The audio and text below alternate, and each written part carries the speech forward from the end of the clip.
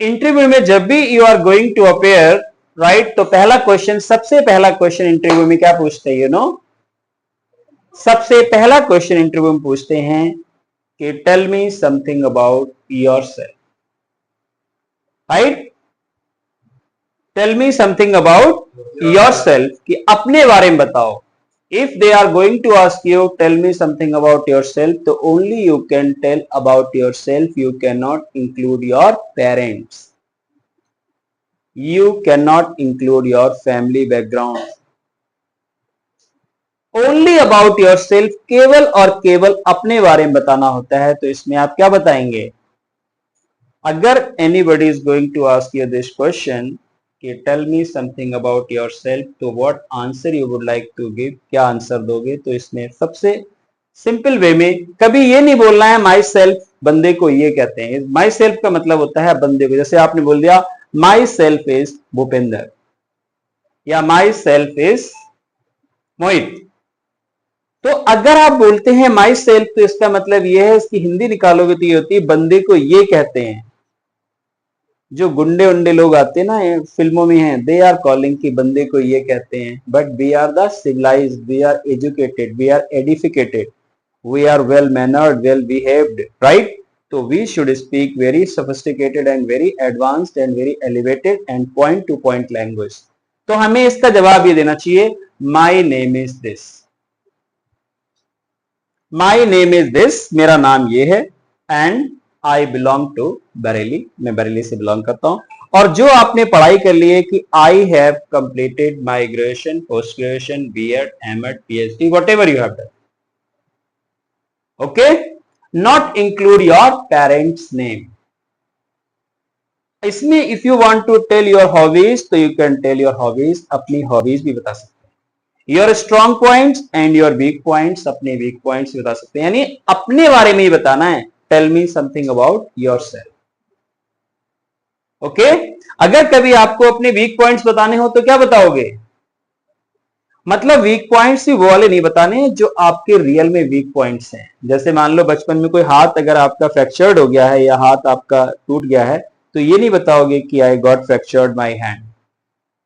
मतलब जो week points हैं वो भी आपको इंटरव्यूअर के सामने ऐसे प्रेजेंट करनी है कि they should be your strong points. जैसे आपने कहा, उन्होंने पूछा कि what are your weak points, आपके वीक पॉइंट्स क्या हैं, तो आपने बोल दिया my weak points are over helping nature and over working capacity.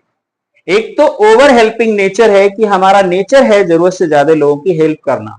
तो बताओ आपके लिए कमजोरी है, लेकिन सामने वाले को क्या लगेगा? सामने वाले को लगेगा you are very good person, you are very gentle person, you are very innocent person, you are very helping person, right. ऐसे आपने कहा ओवर वर्किंग कैपेसिटी की मेरी जो कैपेसिटी है ओवर वर्किंग बहुत है, तो वो कहेगा he is a good person. If I am going to appoint this person, अगर मैंने इसको अपॉइंट कर लिया तो व्हाट विल हैपन, क्या होगा? He can do work overtime. ये ओवर टाइम भी कर सकता है if I can say, because over working capacity you are telling. लेकिन आपके लिए कमजोरी है, सामने वाले के लिए ये ताकत है, ओके. ऐसे आप बोलेंगे कि माई स्ट्रॉन्ग पॉइंट्स क्या हैं, तो भी आप क्या बोलेंगे? माई स्ट्रॉन्ग पॉइंट्स कि I am always ready to learn. और यू कैन से कि I can handle all kinds of challenges, या I have the capacity to tide over. Tide over का मतलब है निभा लेना. I have the capacity to tide over with all challenges which are coming in my life. And also you can say कि my strong point is solving attitude. यानी मेरा जो attitude है वो समस्याओं को सॉल्व करने में है, राइट. तो पहला क्वेश्चन आपका क्या कहलाया? पहला क्वेश्चन यही पूछा जाएगा, tell me something about yourself, ये आपको जवाब देना. और दूसरा क्वेश्चन वो क्या पूछता है कि do you have any experience, क्या आपको कोई एक्सपीरियंस है, राइट. तो अगर बंदे ने पूछा कि do you have an experience, if you have the experience you can tell कि yes sir I have experience. If you don't have experience then you can say कि sorry sir I don't have experience, but if you can give me one chance, After that, I can get the experience, and next time I can say, yes, I have experience. At this time, I am fresher.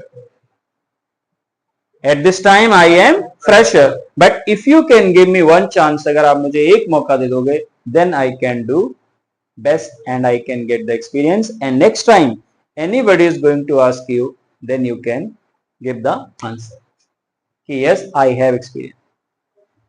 अगला question लोग पूछते हैं कि how much salary are you expecting, कितनी salary की उम्मीद कर रहे हो, how much salary are you expecting, right. इसका जवाब भी आप दे सकते हो। वैसे तो कहते हैं कि जितनी सैलरी हम मांगते हैं उतनी salary never you are getting, anybody in the private sector we are not getting so much as you are demanding.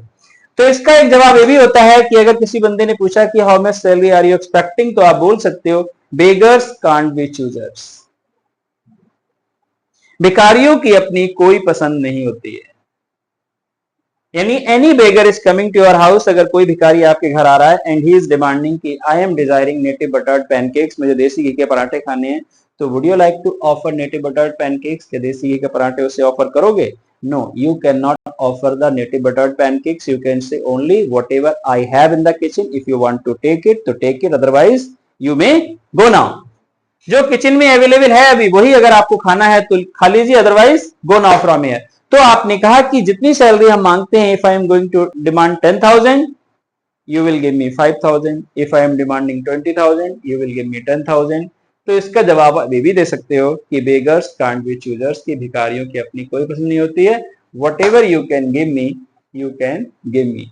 हाँ, अगर वो कह रहे कि yes if you want to know my opinion, अगर मेरी ओपिनियन जानना ही चाहते हो तो जितनी आप चाहते हो you can give the answer, right. If you are desiring 50,000, salary हमेशा ज्यादा मांगनी चाहिए, because if you are demanding the more salary then the person thinks you have something.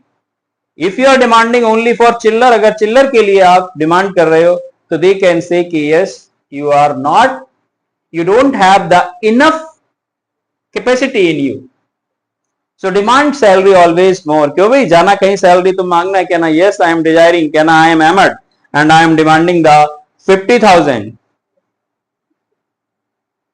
Yes. तो कभी भी चाहे कहीं भी तो यू कैन गिव आंसर, जिसमें ये क्वेश्चन ये पूछा जाता है, राइट। अगला क्वेश्चन पूछा जाता है कि why do you want to join this company, यही कंपनी ज्वाइन क्यों करना चाहते हो, या why do you want to join this school, यही स्कूल क्यों ज्वाइन करना चाहते हो, why do you want to join this college, यही कॉलेज क्यों ज्वाइन करना चाहते हो, why do you want to join this organisation, यही ऑर्गेनाइजेशन क्यों ज्वाइन करना चाहते हो। तो आपको उस ऑर्गेनाइजेशन की पॉजिटिव पॉइंट्स बताने भैया, राइट, कि I am going to join this organisation because this organisation based on ethics, कि इसके ये ऑर्गेनाइजेशन जो है ये सिद्धांतों के आधार पे बना हुआ है। And I want to work in a such kind of place, मैं ऐसी जगह ही काम करना चाहता हूं where I can get progress, where I can thrive my career, thrive का मतलब है जहां मैं तरक्की कर सकूं, okay, where I can get, where I can see the horizon of success, जहां पे जो भविष्य का क्षितिज है वो मैं देख सकूं। And I have heard about this organization, I have heard about this school, I have heard about this college, कि it is outstanding in all these things and that's why I want to join this, इसीलिए मैं इसको join करना चाहता हूं। तो कहीं भी wherever you are working, right, और दूसरी चीज है कि wherever you are working, जहां भी आप काम कर रहे हैं, you should create a belongingness to that place, to that company, उससे अपना एक नाता, एक रिश्ता जोड़। You should work there as a owner, not as a employee.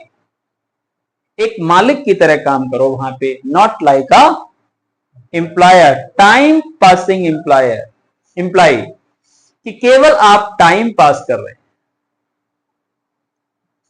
Okay. तो दीज ऐसे बहुत सारे questions, many questions are asked, वहां पे बहुत सारे क्वेश्चंस पूछे जाते हैं। तो कुछ क्वेश्चंस करके I will tell you about all की how you are going to give the answer, okay. तो okay, from my side, nice meeting, good day and goodbye, see you tomorrow same time, till then goodbye and good night.